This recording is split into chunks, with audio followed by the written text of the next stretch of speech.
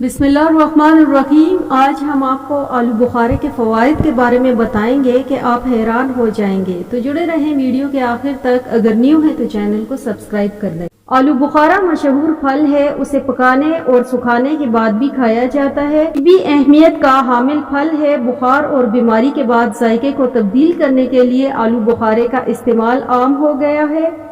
मगरबी ममालिक में इसकी डिशेस बनाई जाती हैं।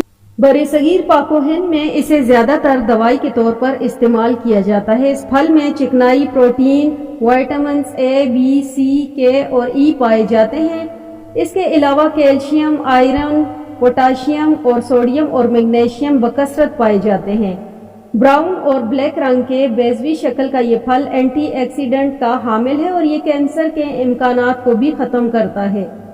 ये जिस्मानी और दिमागी सेहत के लिए भी बेहतर है। ये कोलेस्ट्रॉल की शरह को कम करता है और जिगर की सेहत के लिए अक्सीर माना जाता है। इसमें पोटाशियम की कसीर मिकदार पाई जाती है, इसलिए बीपी को कंट्रोल भी करता है। रगों और हड्डियों के अमराज में मुफीद माना जाता है। बदहजमी, कब्ज की शिकायत आलू बुखारे का इस्तेमाल कराया जाता है, जिसकी हैरत अंगेज नताइज बरामद होते हैं।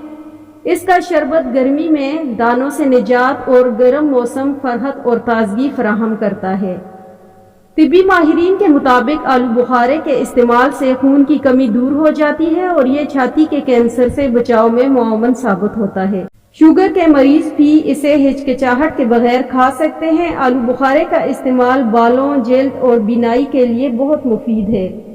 गर्मियों में आलू बुखारे का शरबत न सिर्फ ताज़ा दम करता है बल्कि तवानाई भी फराहम करता है।